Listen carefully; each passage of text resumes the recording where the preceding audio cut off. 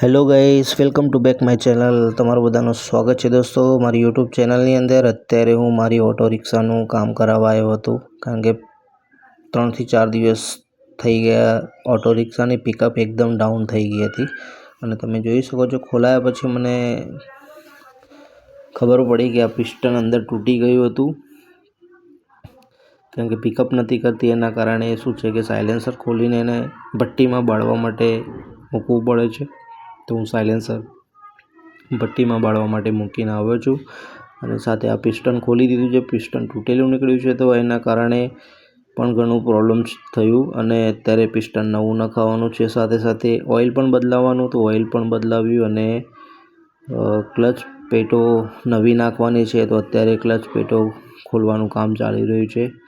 પણ અત્યારે એટલું પ્રોબ્લેમ થઈ ગયું હતું કે આ બોલ્ટ એટલા ટાઈટ કરી નાખ્યા હતા કોઈ પણ ગેરેજમાં પહેલાં ગયો હશું ત્યાં ગાડી, તો આ ક્લચ પેટો પણ ખરાબ હતી, તો ક્લચ પેટો પણ નાખવામાં આવી છે. એના કારણે કીકો બહુ જ ખાતી હતી મારી રિક્ષા.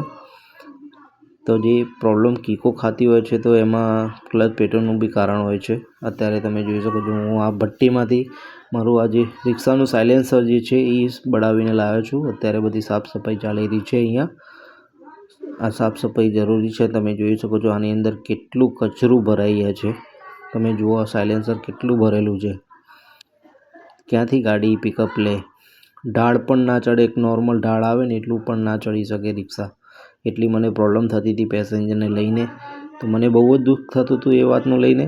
તો આજે સોમવારે બસ એમ થઈ ગયું, ચલો આજનો દિવસ ભલે પડે તો પડે, પણ જિંદગીભર કામ ધંધો રિક્ષાનો જ છે. અત્યારે તો યુટ્યુબની માધ્યમ તો ખબર નહીં ક્યારે સક્સેસ થશું, ક્યારે એનો રંગ જોવા મળશે. પણ અત્યારે તો આ જે છે એ તો કામ ચાલુ રાખવું પડશે. તમે જોઈ શકો છો પિસ્ટન મેં નવો નખાવી દીધો છે આની અંદર. જે પેલો તૂટી ગયો હતો એના કારણે એ ચાલે એમ હતું જ પણ નહીં.